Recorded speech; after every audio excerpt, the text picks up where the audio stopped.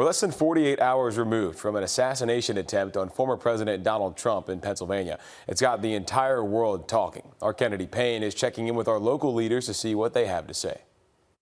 On Saturday, July 13th, there was a shooting at a Trump rally in Butler, Pennsylvania that left one dead and others injured. One of those injured being the former President Donald Trump. So today we reached out to local leaders to get their reaction as well as their feelings regarding the situation. So we're going to sit down and talk with them today.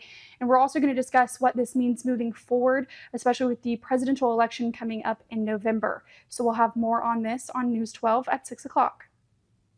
Okay, thanks, Kennedy. And here's some more reactions, starting off with two U.S. senators from South Carolina. Tim Scott posting online he would be praying for everyone involved. He said, quote, "May God watch over them all." Senator Lindsey Graham saying, quote, "Thank God President Trump seems to be okay, and this seems to be another reminder of the times in which we live." Georgia Senators Jon Ossoff and Raphael Warnock sharing their thoughts later on that night as well. Senator Ossoff had this to say, quote, "I join all Georgians and Americans in condemning this despicable act of violence and pray former President Trump makes a full recovery. I thank the U.S. Secret Service and law enforcement for their swift response. Political violence is never acceptable and can never be tolerated." Senator Raphael Warnock saying, quote, "In America, we settle our political differences democratically, not violently." He also condemned any violence aimed at the former president in the strongest terms.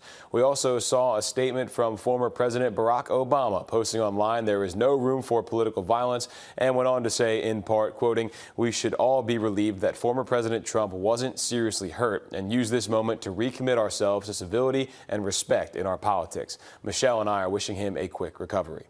And before President Joe Biden addressed the nation, he put out this statement after being briefed about the shooting, saying, quote, "I'm grateful to hear that he's safe and doing well." Of course, talking about the former president.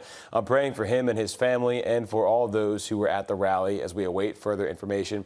Jill and I are grateful to the Secret Service for getting him to safety." We also talked to local leader Max Burns on the phone, who told us he felt disgusted by what happened. He hopes this shows state and national leaders, as well as voters, what issues they need to focus on as November approaches. All registered voters in Georgia have now going to have to deal with this as a challenge that we have to overcome. And I would say don't lose faith in the process. Don't abandon the ideals of democracy, but participate peacefully. It's okay to disagree. We can have legitimate differences, but we cannot resort to violence. The FBI is investigating the shooting as an assassination attempt and potential domestic terrorism. Investigators say the gunman's family is cooperating with the investigation.